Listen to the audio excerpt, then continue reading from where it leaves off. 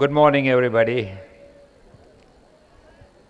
આપણા વિસ્તારના માન્ય ધારાસભ્ય તથા આદરણીય આપણી આ જે વિશિષ્ટ એક પોપ્યુલર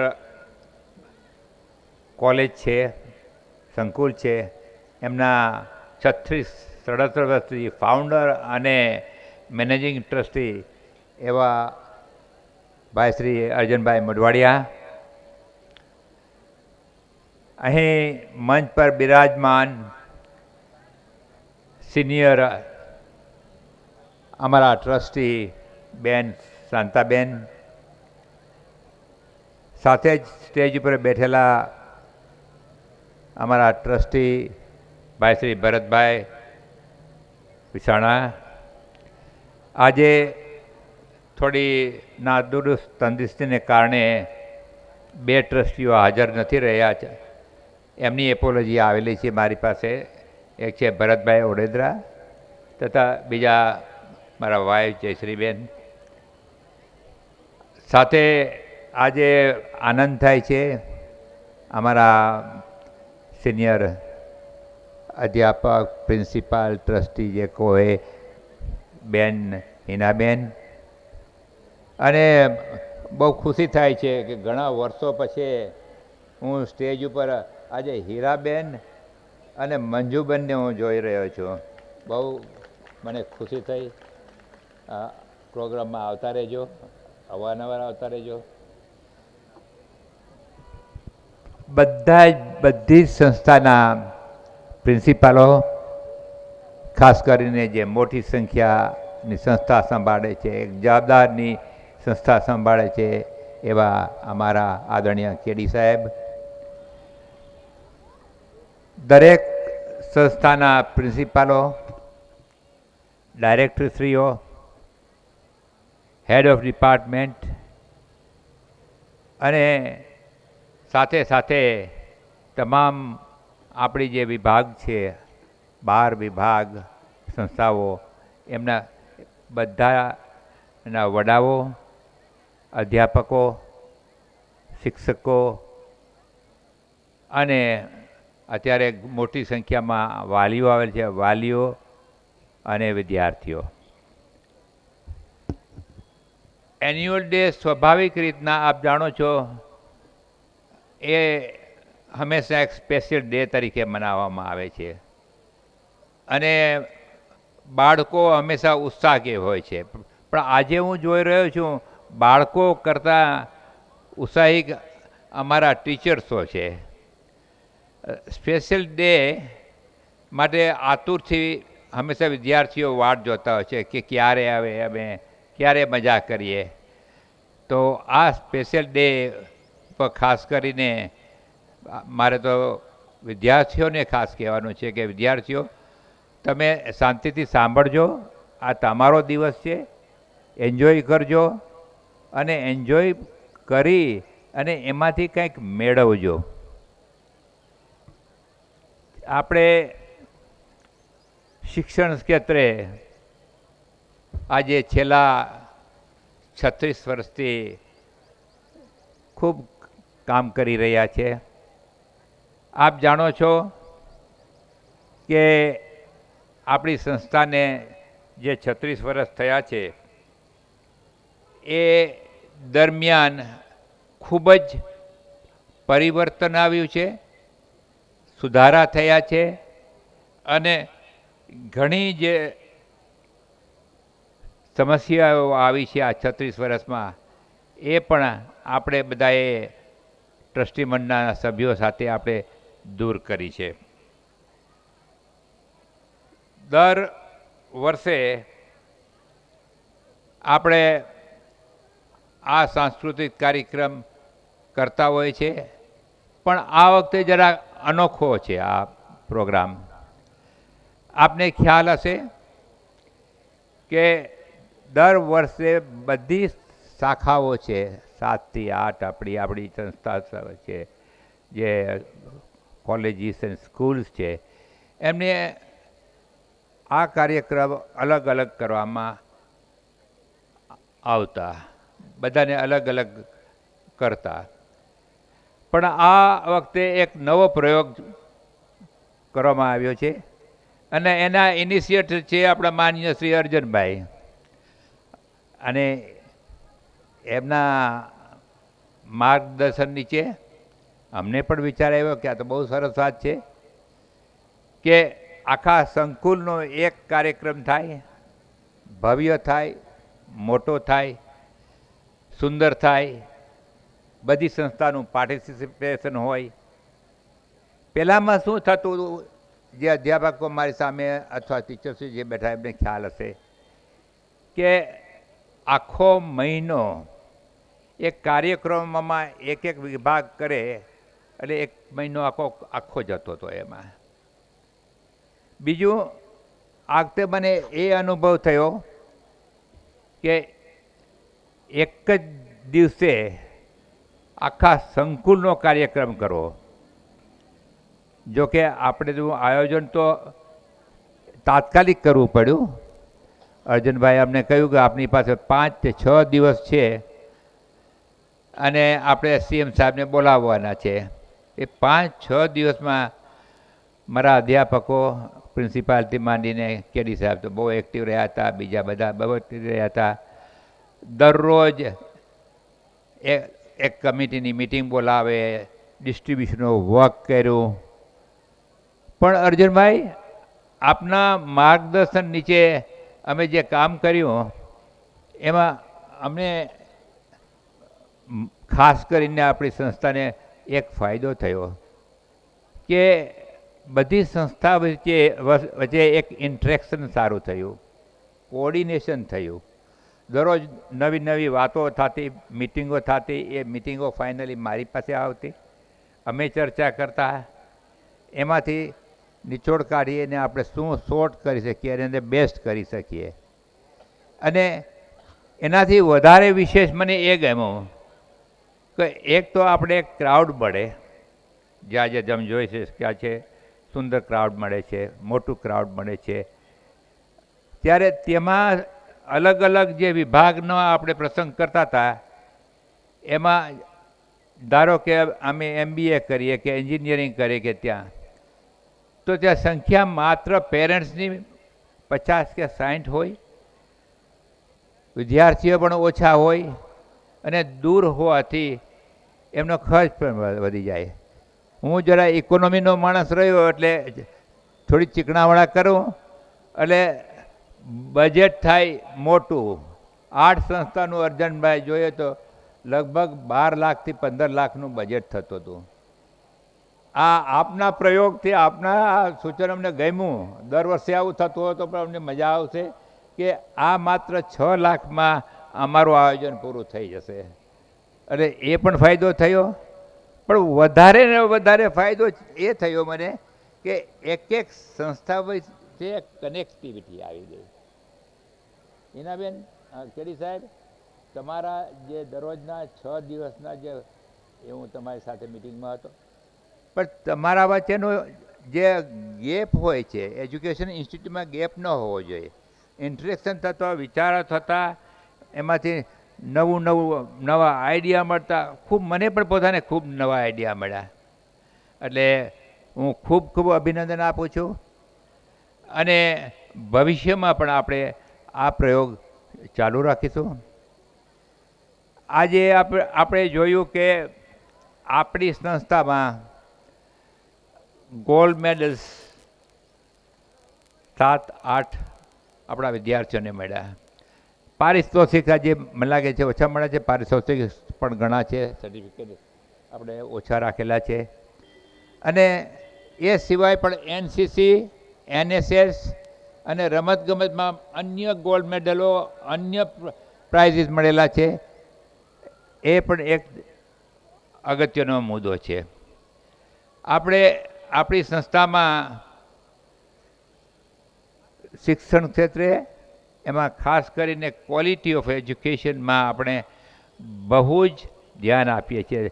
ત્યારે જ તમે જોયું હશે કે છેલ્લા 7 વર્ષની અંદર, જે કોનો ક્વેશ્ચન વખતે આવતા હશે, 7 વર્ષની અંદર આપણે ગોલ્ડ મેડલમાં યુનિવર્સિટીમાં મોખરે હોય છે. હાઈએસ્ટ ગોલ્ડ મેડલ આપણી સંસ્થાને મળતો છે. આ એક મોટી ક્રેડિટ છે અને આ credit goes to the staff, the teachers, the head of departments અને હું તો કહું છું all the directors of every institute. બહુ સુંદર વાત છે. બીજી વસ્તુ એ પણ કહીશ, જો યુનિવર્સિટી નીચે 67 કોલેજીસ છે, 67 કોલેજીસમાં એમાં માત્ર 20%ની કોલેજો, સાહેબ અર્જનભાઈ આપને જાણ ખાતર કે એક્રેડિટેશન માટે માત્ર 20 થી 30% જ ગઈ છે અને આખા ગુજરાતમાં માત્ર 40% જ એક્રેડિટેશન માટે ગઈ છે. કોઈ એક્રેડિટેશન માટે જવા તૈયાર નથી. એનું કારણ શું? એટલા માટે કે આ સંસ્થાઓ તૈયાર નથી એટલે એક્રેડિટેશન માટે જતા નથી. પણ આપણે આનંદ થાય છે તમને જાણીને કે આપણે 5મા રાઉન્ડમાં જ્યારથી એક્રેડિટેશન ચાલુ થયું છે ત્યારથી 5મો રાઉન્ડ આ હતો આપણો અને હાઈએસ્ટ રાઉન્ડ આમાં આપણે છીએ. આ એક સિદ્ધિ છે, સફળતા છે કે આપણે આપણી ઉપર એક કોઈ ઓબ્ઝર્વર છે. આ 5મું એક્રેડિટેશન આપણું હતું અને આ એક્રેડિટેશનમાં આપને બધાને આનંદ થશે, ખુશી થશે અને મારા અધ્યાપકો અને પ્રોફેસરો, ટીચર્સ એ બધાને પણ આનંદ થશે કે આપની મહેનતથી, આ મહેનત દ્વારા જે એ દિવસ આવ્યો હતો જ્યારે એક્રેડિટેશનનો 3 દિવસનો હતો, પણ ખરેખર આ પહેલી વખતે મેં જોયું કે જે એક્સપર્ટ આવ્યા હતા એ રિયલી એક્સપર્ટ્સ હતા અને નોન બાયસ્ડ હતા, હાઈલી પ્રોફેશનલ હતા, સિદ્ધાંતવાળા હતા. અમને મળવાય પણ નહોતા માગતા, છતાં પણ આ જે આપણે આપણી યુનિવર્સિટી ખાતે એક જ માત્ર સંસ્થાને આપણે એ ગ્રેડ મળેલો છે એ આપણા માટે મોટામાં મોટી ક્રેડિટ ગણાય. મારે આની સાથે કમ્પેરિઝન બીજું કરવું છે કે એની સાથે સૌરાષ્ટ્ર યુનિવર્સિટીમાં પણ અત્યાર સુધીના રેકોર્ડ પ્રમાણે જે મને આપવામાં આવ્યા છે એમાં માત્ર ને માત્ર 4 એ ગ્રેડ મળેલા છે. એટલે આપણે મોટી સિદ્ધિ મેળવી છે. આ સિદ્ધિની પાછળ આપ લોકોની મહેનત છે. હું આ સ્થળે આપ સૌ અધ્યાપકો, પ્રિન્સિપાલો, હેડ ઓફ ડિપાર્ટમેન્ટ, ચીફ્સ, આ બધાને હું અભિનંદન આપું છું, શુભેચ્છા પાઠવું છું. But that doesn't end our education there. આજે સમય બદલાઈ રહ્યો છે. શૈક્ષણિક સંસ્થા આપણે 37 વર્ષ પહેલાં ચાલુ કરેલી. અર્જનભાઈ મેઇન સાક્ષી છે, ઇનિશિયેટર છે. એમના જ વિચારો નીચે આ કોન્સેપ્ટ ઊભો થયો હતો. 37 વર્ષનો ગાળો એ મોટો ગાળો છે. આપણી જે સ્ટેબિલિટી અને પ્રોગ્રેસ, આ 3 તમે વસ્તુ જુઓ તો 37 વર્ષમાં જે પ્રગતિ કરી છે. હું અહીં માત્ર ઇન્ફ્રાસ્ટ્રક્ચરની વાત નથી કરતો. એક 3 સાધારણ રૂમમાં 300 દીકરી અને આ જે અહીંયા બેઠેલા છે એટલે હું સામતભાઈનો ઉલ્લેખ કરીશ. સામતભાઈનો એમાં સહકાર ખૂબ હતો એ મકાન દેવામાં. એટલે હું અહીં ઉલ્લેખ કરીશ કે એ સુવિધા વચ્ચે અમે થોડા વર્ષો કાઢ્યા. 300 દીકરીઓ હતી. પણ વિચાર કરો, આપણો જે વૃદ્ધિ થઈ છે, આપણો ગ્રોથ થયો છે, જે આપણો પ્રોગ્રેસ થયો છે, જે અત્યાર સુધીનું જે આપણું એચિવમેન્ટ છે, તમે જુઓ એ ટ્રેમેન્ડસ છે. ત્યાંથી નીકળીને આપણે એક વિશાળ સંકુલ ઊભું કર્યું છે કે 1, 2 અને આ વખતે આપણી પાસે ત્રીજું એક કેમ્પસ થાય છે. 3 કેમ્પસ આપણી પાસે છે સંસ્થામાં. અને આપને મને કહેતા જ પણ આનંદ થશે કે આપણે એક જ માત્ર આપણા વિભાગ આ વિસ્તારમાં સંસ્થા છે કે જેની પાસે 10,000 સ્ટુડન્ટ્સ છે, 10,000 સ્ટુડન્ટ્સ.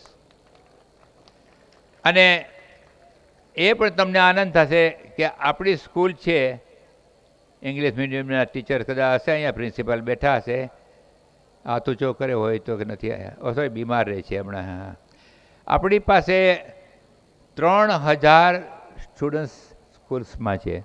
આ પણ એક પોરબંદર ખાતે એક મોટી સંખ્યાનો આંકડો છે આપણી પાસે. આપણે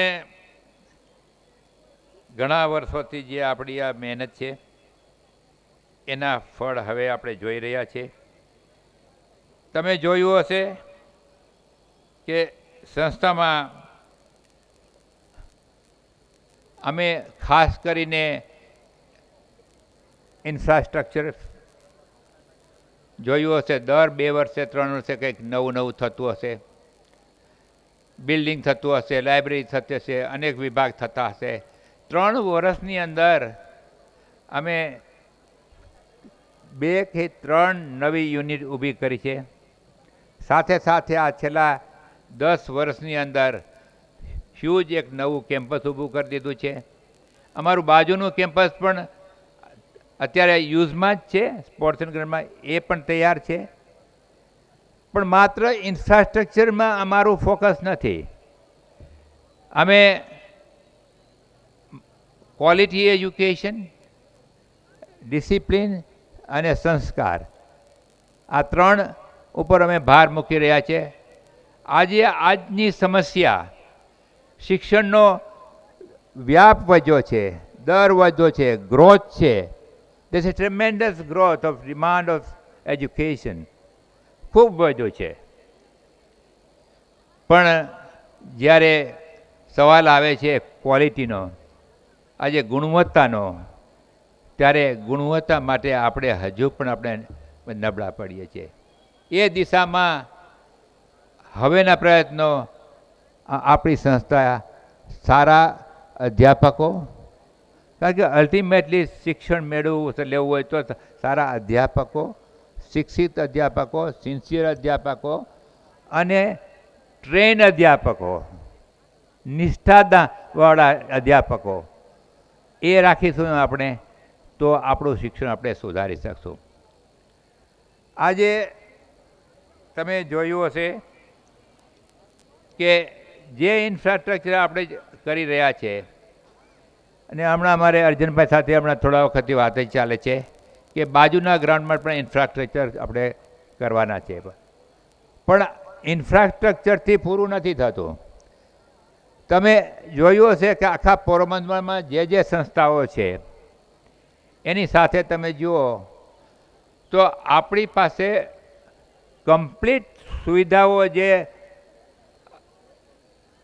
એને કહેવાય એક કમ્પ્લીટ ઇન્સ્ટિટ્યૂટ્સ, જે આઈડિયલ ઇન્સ્ટિટ્યૂટ, જેમાં એ સુંદર લાઇબ્રેરી હોય, બીજી સુવિધાઓ હોય, આઈટીની સુવિધા હોય, ડિજિટલ સુવિધા હોય.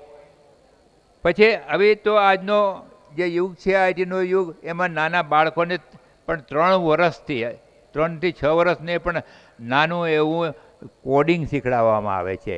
કોડિંગ મીન્સ એ એક ભાષા છે, જેમ ક ખ શીખડાવીએ છીએ એમ આપણે આઈટીને આપણે ચાલુ કરીએ. We are the first one. આપણે પ્રથમ પોરબંદરમાં આ કોમ્પ્યુટર લેબ કોડિંગની ચાલુ કરી હતી. 6 લાખને ખર્ચે તાત્કાલિક, અને એનો ખૂબ ઉપયોગ થાય છે. અને એનાથી મા બાપ લોકોએ પ્રભાવ છે. હવે આપણી જે સંસ્થા છે, આપણી સુવિધાઓ છે, ઘણું ખૂટે છે. હજુ અમે આગળ અમારા પ્લાનમાં આગળ વધી રહ્યા છીએ. લાઇબ્રેરી છે, અમે એ પણ વિચાર કરી રહ્યા છે કે જ્યારે હવે એઆઈનો જમાનો આવ્યો છે, આઈટીનો ગયો, ડિજિટલ તો આપણી પાસે છે. અમે ધવલભાઈ સાથે પણ ચર્ચા ચાલે છે કે આગળના કોર્સીસ શું કરી શકીએ. બેઝિક્સ તમે કોમ્પ્યુટરમાં શીખડાવો છો, પણ કોમ્પ્યુટરનું જ્ઞાન પણ આજે એકદમ વિશેષ અને બહુ ઊંચું થઈ ગયું છે. જે આપણે શીખડાવીએ છીએ આપણે બેઝિક શીખડાવીએ છીએ. તો એ દિશામાં પણ નવા નવા કોર્સીસ કરવા માટેના પ્લાન ચાલી રહ્યા છે. શિક્ષણ અને ક્વોલિટી એ અમારી પ્રાયોરિટી રહી છે. સેકન્ડ પ્રાયોરિટી સારામાં સારા શિક્ષકો અને અધ્યાપકો મળે એ સેકન્ડ પ્રાયોરિટી છે. અને થર્ડ પ્રાયોરિટી છે કે આ જે બી આ સંસ્થાથી બાળકો નીકળે, ગ્રેજ્યુએટ નીકળે, દે આર એમ્પ્લોયેબલ. અત્યારે શું થઈ રહ્યું છે, આજે અહીં અને અન્ય જગ્યાએ degree is unemployable. Degree has no value. 40% of the students are jobless with the degree. એટલે આપણે શિક્ષણ ઉપર આપણે ખૂબ જ ધ્યાન રાખવું પડશે. શિક્ષણમાં આપણે વધારેમાં વધારે આપણે આ વખતે બજેટ વાપરવાના છીએ. આપણી એક સમસ્યા મોટી છે અર્જુનભાઈ, કે અહીં સ્થાનિક આપણે ટીચર્સ મળતા નથી, પ્રોફેસર નથી મળતા. આપણે જે જોઈએ છે એક્સપર્ટ્સ ટ્રેનિઝ એ મળતા નથી, જેને હિસાબે આપણે expert lectures, seminars, field work, innovation, આ જે પ્રવૃત્તિ આજની જરૂરિયાત છે, આજની માંગ છે. તમે આજે ડિગ્રી લઈને ક્યાંય બહાર જશો, જો જોબ માર્કેટ તો મોટી થવા માંડી છે. આજે જોબ માર્કેટ એમ્પ્લોયેબલ માટે બહુ મોટી થઈ ગઈ છે. દેટ ઇઝ બિકોઝ ઓફ આપણો દેશ આજે ઇકોનોમિકલી ગ્રોથ ખૂબ કરી રહ્યો છે. આ બહુ જાણો છો, બધા શિક્ષિત માણસો છે કે જીડીપી 6 to 7% આપણે હોવરિંગ થાય છે. One of the biggest growth in the world. આ જ ગ્રોથ જો જાળવી રાખીએ તો આપણો દેશ વિકસિત દેશ, એક મક્કમ અને એક મજબૂત દેશ બનશે. પણ ક્યારે બનશે કે જ્યારે આપણી પાસે વર્કફોર્સ હશે, ગ્રેજ્યુએટ્સ જે હશે એ કેપેબલ હશે, એ લોકો પ્રેક્ટિકલ નોલેજવાળા હશે, સ્કિલ હશે, કોમ્યુનિકેશન સ્કિલ હશે, સોફ્ટ સ્કિલ હશે, હાર્ડ સ્કિલ હશે. અત્યારે આપણે માત્ર ને માત્ર ડિગ્રી આપીએ છીએ, પણ એવો સમય આવશે કે જેમ અત્યારે આર્ટ્સ, કોમર્સ એમાં કોમ્પિટિશન જરાય નથી, કારણ કે ખૂબ એમાં જોબલેસમાં મળે. પણ આપણે જોબ ક્રિએટ કરવા માટે ક્યાંક ને ક્યાંક નવા કોર્સિસ કરવા પડશે. મારે અવારનવાર ધવલભાઈ સાથે વાત થતી હોય છે કે આઈટીને કર્યા પછી બેઝિક્સ એમને શીખવાડ્યા પછી જે તમારું સિલેબસ છે એ સિલેબસને અપડેટ કરી અને બીજું આગળ કાંઈ કરી શકાય. તમે સ્ટીરિયોટાઇપ એજ્યુકેશન આપશો તો એ આઉટડેટેડ થોડો સમયમાં થઈ જશે. સોરી, હું વધારે લાંબામાં એટલા લઉં છું કે આજ મને મોકો મળે છે, બાકી તો એક એક વિભાગ મળે, કે તમે અધ્યાપકો સાંભળજો કે તમારે પોતાને અપડેટ થવું પડશે અને વિદ્યાર્થીઓને પણ અપડેટ કરવા પડશે. આજનો યુગ એઆઈનો યુગ છે. આપણે આઈટીની વાતો ચાલતી હતી, પછી ડિજિટલ આવ્યું, પછી બધો આ બધા કોમ્યુનિકેશનના ઘણા વિભાગ વધતા ગયા. પણ હવે જે જાણતા હશો એ હિસ્ટ્રી બધા, કે આજે જે લડાઈ ચાલી છે એ એઆઈ બેઝિસ ઉપર ચાલી રહી છે વિશ્વમાં. પણ એનું જ્ઞાન તો આપણે આ બેઝિક આપવું જ પડશે. ખાલી માત્ર તમે એકાઉન્ટ્સ કરજો કોમ્પ્યુટર પર, એ નહીં ચાલે. એટલે આપણે આ પ્રયત્ન કરશું આપણી સંસ્થામાં કે વધારેમાં વધારે એજ્યુકેશન સ્કિલ બેઝડ હોય. હવે તો skill based education must necessary. Traditional education જે આપણું છે, ડિગ્રી એજ્યુકેશન છે, તમને મળી રહે અને એમાંથી 30-40% અનએમ્પ્લોયેબલ રહે, એ લાંબા માટે દેશ માટે ખતરનાક છે. આ બાળકો ક્યાં જશે? જો વિદેશ ટ્રાય કરશે પહેલાં અને પછી અહીંયા માસ રહેશે ને, એ બિચારા બેકાર રહેશે. એમ્પ્લોયેબલ માસ ઊભો કરવો હોય તો તમારે એમને skill, soft skill, hard skill. હું જ્યારે સોફ્ટ સ્કિલની વાત કરું છું ત્યારે એની પાસે કોમ્યુનિકેશન હોવું જોઈએ, એની પાસે ક્રિએટિવિટી હોવી જોઈએ. હવે ક્રિએટિવિટી વિચાર શક્તિ નહીં હોય સર્જનાત્મક શક્તિ નહીં હોય તો એનું એજ્યુકેશન પણ નહીં આગળ વધારી શકે. મને ચિંતા શું થાય છે કે આપણો વિસ્તાર પોરબંદર હજુ પણ શિક્ષણમાં બહુ પછાત છે. મારે કહેતા મને દુઃખ પણ થાય છે. અને નેગેટિવ આ જે અર્જનભાઈ આપને જરા માફ કરજો, આ તો જરા પેલો મુદ્દો છે, સામાજિક મુદ્દો છે કે આપણે હું આ છેલ્લા 5 વર્ષથી જોતો આવું છું કે પોરબંદરમાંથી નેગેટિવ માઇગ્રેશન છે. વેન આઈ સે નેગેટિવ માઇગ્રેશન એટલે સારા સ્ટુડન્ટ, સારા શિક્ષકો, સારા વેપારીઓ, સારા માણસો માઇગ્રેટ થઈને બહાર જતા રહે છે. અને રીઝન શું કે there are no education good facilities, એટલે બાદે સ્ટુડન્ટ જતા રહે છે. તમે જોયું હશે કે ઇવન અહીંયા આપણા આંકડા કાઢીએ કે તમારે પછી હવે પોસ્ટ ગ્રેજ્યુએશન ક્યાં કરવું છે, તો ના અમારે બહાર જવું છે. આ ટ્રેન્ડ આપણે બદલાવવો જ પડશે.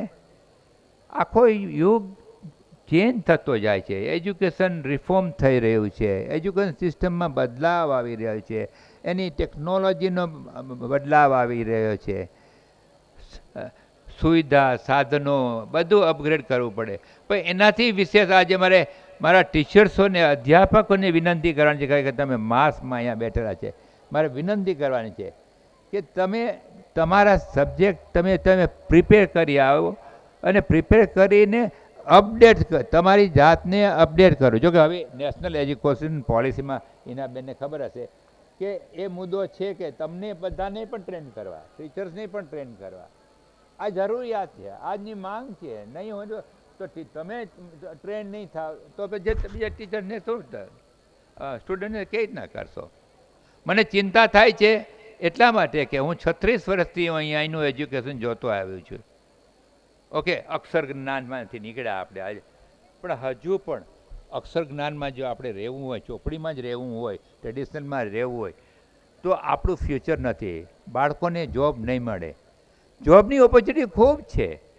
સરકાર કેટલી હેલ્પ કરે છે, સ્ટાર્ટઅપમાં કેટલો પૈસો આપે છે, લોન આપે છે. તમે જુઓ તો મેડ ઇન ઇન્ડિયામાં આપણા ભારતના પ્રધાનમંત્રી કેટલી બધી મહેનત કરે છે. એ મહેનત ગ્રાઉન્ડ લેવલ ઉપર પહોંચે ત્યારે જ આપણું એજ્યુકેશન સારું થાય. એજ્યુકેશન સારું થશે તો આપણું રાષ્ટ્ર મજબૂત થશે, શિસ્તવાન થશે અને સાથે સાથે એ પ્રોડક્ટિવ થશે.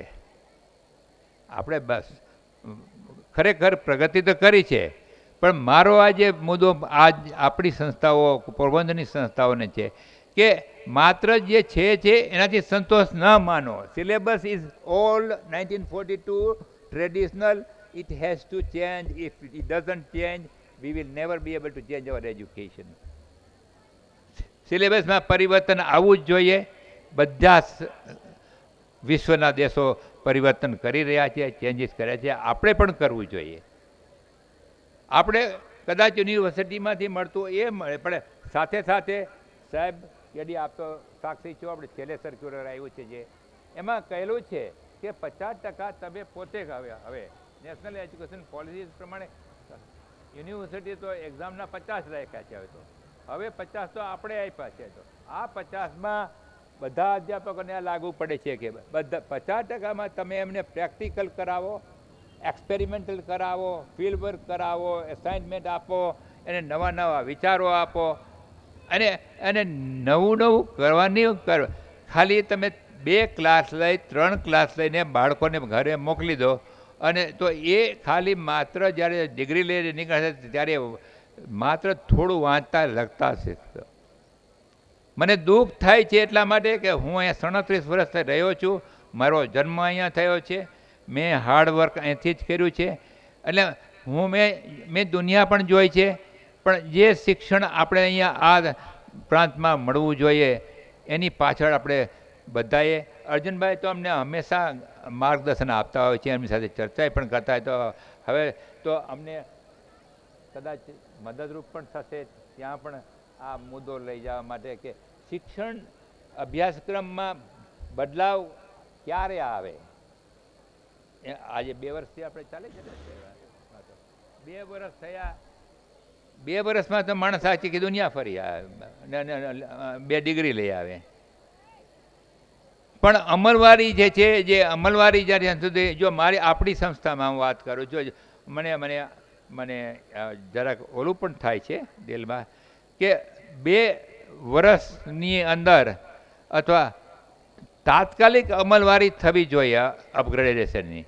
અને ટીચર્સની એક તમે જોયો તો નેશનલ એજ્યુકેશનમાં છે કે દર 6 મહિને ટીચર્સને અપગ્રેડ કરવા. એ લોકો માટે ટ્રેનિંગ હોવી જોઈએ. એ લોકો માટે ટ્રેનિંગ કેમ ના મળે? ટ્રેનિંગ કેમ ના મળે? ટીચર્સોને પ્રોફેસરને ટ્રેનિંગ કેમ ના મળે? એના માટે સ્પેશિયલિસ્ટ કેમ ન બોલાય? જુઓ, આપણો રાષ્ટ્ર શક્તિશાળી ક્યારે બનશે, વિકસિત ક્યારે બનશે કે જ્યારે આપણે નવી ટેકનોલોજી, નવા વિચારો, ઇનોવેશન અને ક્રિએટિવિટી ઉપર ભાર મૂકશું. બધાને કદાચ માફ કરજો, સમાચાર હું છું. મને હંમેશા બધાને કહું છું, મને માઇક નહીં આપવાનું. હું માઇક આપું એટલે મારી ભાષા એક તો ગુજરાતીની તમને ખબર છે, એટલે હું જરાક એક શબ્દ હોય પણ લાંબો લંબાઈ નાખું.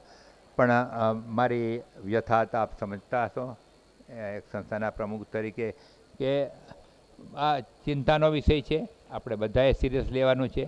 એટલે જ આપણી સંસ્થામાંથી આપણે સ્ટાર્ટ કરીએ.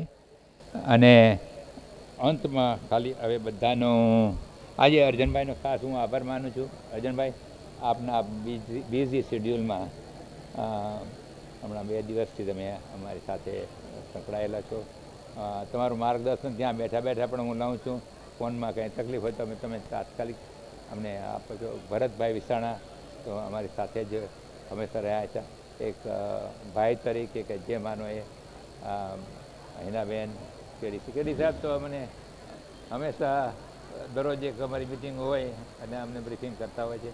આ અને તમામ અધ્યાપકો, મારા અધ્યાપકો બહુ સારા છે બધા, વેરી કોઓપરેટિવ. મારા અધ્યાપકો, હેડ્સ, પ્રિન્સિપાલ્સ, HODs, આ બધાને અભિનંદન આપું છું. સુંદર કાર્યક્રમ બદલ ખૂબ ખૂબ આભાર. મને બોલવાનો મોકો મળ્યો. મને ક્યારેય મોકો નથી મળતો બહુ બોલવાનો. એ મોકો આપવા બદલ પણ હું આપનો આભાર. Thank you very much. બધાને આશીર્વાદ.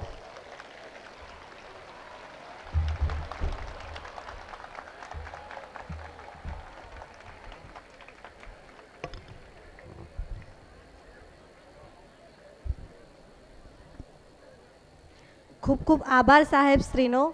અમારા વિદ્યાર્થી કાળ દરમિયાન સાહેબ તમારા માટે એક કાવ્ય લખેલી છે. નથી શબ્દો કેવી રીતે કરું ધન્યવાદ, બસ જોઈએ છે હરપળ આપના આશીર્વાદ. છીએ ને અમે જ્યાં આજે, ઘણું છે આપનું યોગદાન, ડગ્યા કદી ના આપ લીધેલા પ્રણોતે. અર્પણ કર્યો આપણે દીકરીઓને શિક્ષણ રૂપી ઉપહાર, ને વળી મળી છે કૃપા દ્રષ્ટિ આપની તો નારીઓ છે શિક્ષણમાં આગળ.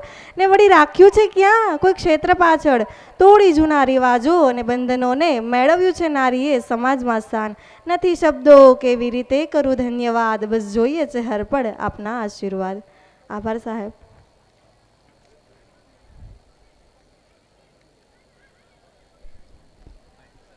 સર, તમારી સ્પીચ અમને હંમેશા ઇન્સ્પાયર જ કરે છે. તમે એમ કહો છો કે અમને જાજુ બોલું છું, પણ હંમેશા તમારું તથ્યવાળી વાતો હોય છે અને અમને ખૂબ ઇન્સ્પાયર કરે છે. Thank you sir. Now I would request our in-charge principal, Dr. Ketan Shah sir, to escort the honorable dignitaries to take their seats in the audience as we are going to start our cultural program for the day.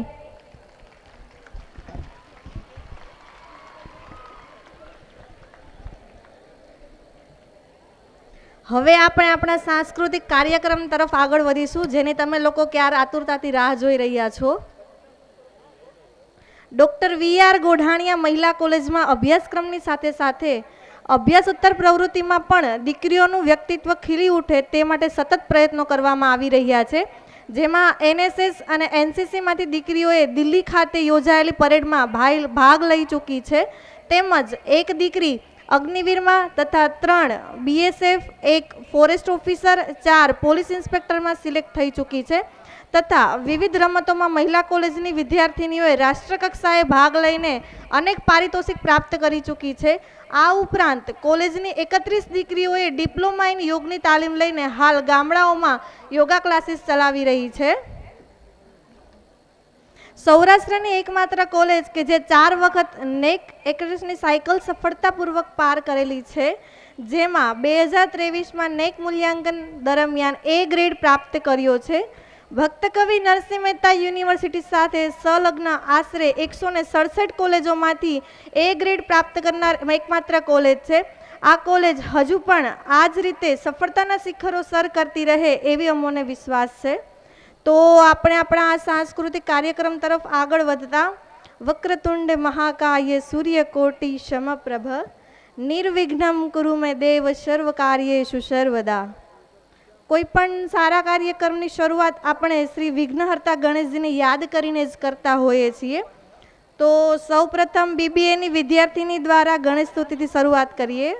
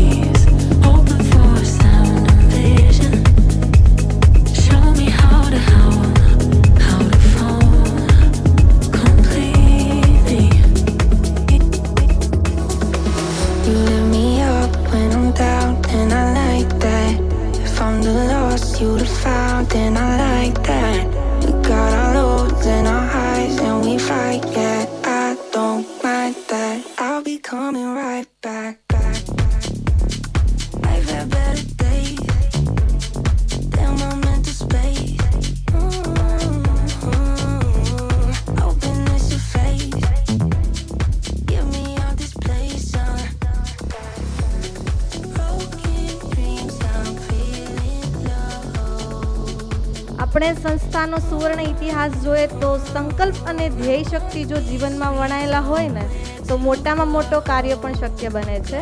ધ્યેય પ્રાપ્તિના માર્ગમાં આવતા અવરોધોને પણ આસાનીથી દૂર કરી શકાય છે. Life is a challenge meet it. ઉચ્ચ વિચારો અને સંકલ્પ શક્તિ લઈને આ પોરબંદરની ધરતીના પનોત પુત્ર ડૉક્ટર વિરમભાઈ ગોઢાણીયા અને શ્રી અર્જુનભાઈ મોઢવાડિયા આ વિસ્તારમાં કન્યા કેળવણી અને ઉચ્ચ શિક્ષણ માટેની શ્રેષ્ઠ સંસ્થાનું નિર્માણ કરવાના સ્વપ્નો લઈને બેઠા હોય. બંને વચ્ચે વિચાર વિનિમય થાય અને તેમાંથી એક અદ્ભુત શૈક્ષણિક સંસ્થાનું નિર્માણ થાય તે બાબત શક્ય બનવાનો પ્રારંભ થયો જૂન 1987થી. સ્વર્ગસ્થ શ્રી માલદેવજીભાઈ ઓડેદરાના પાવન સ્મૃતિમાં શ્રી માલદેવજી ઓડેદરા સ્મારક ટ્રસ્ટની રચના જૂન 1987માં કરવામાં આવી અને તારીખ 8 એપ્રિલ 1988ના રોજ પૂજ્ય વિજયદાસજી મહંતના પ્રમુખ સ્થાને બિરલા હોલ ખાતે યોજાયેલી મિટિંગમાં પોરબંદર શહેરના અગ્રણી નાગરિકો, શિક્ષણ શાસ્ત્રીઓ, શિક્ષણ સંસ્થાઓના પ્રતિનિધિઓ અને સ્ત્રી શિક્ષણના હિમાયતીઓની હાજરીમાં સ્ત્રીઓના ઉચ્ચ શિક્ષણ માટેની એક સંસ્થા શ્રી માલદેવજી ઓડેદરા મહિલા આર્ટ્સ, કોમર્સ અને હોમ સાયન્સ કોલેજની સ્થાપનાની જાહેરાત કરવામાં આવી. આ મિટિંગમાં હાજરી આપવા માટે ડૉક્ટર વિરમભાઈ ગોઢાણીયા ખાસ વિદેશથી ભારત આવ્યા હતા.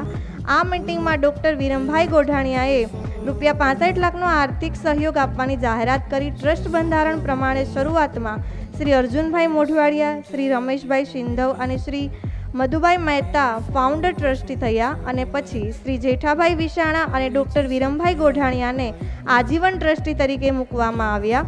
ડૉક્ટર વિરમભાઈ ગોઢાણીયાની ટ્રસ્ટના પ્રમુખ શ્રી તરીકે અને શ્રી અર્જુનભાઈ મોઢવાડિયાની મેનેજિંગ ટ્રસ્ટી તરીકે વરણી કરવામાં આવી. આજ સુધી આ બંને મહાનુભાવો તેમના પદને શોભાવી રહ્યા છે.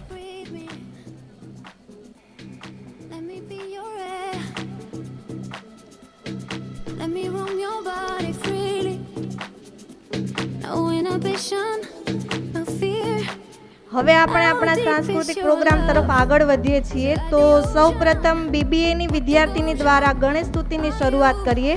તો હું વિભૂતિ જોશીને પોતાની કૃતિ કરવા માટે આમંત્રિત કરીશ. તો આપણે એકવાર જોરદાર તાળીઓથી આમંત્રિત તમામને વધાવીશું.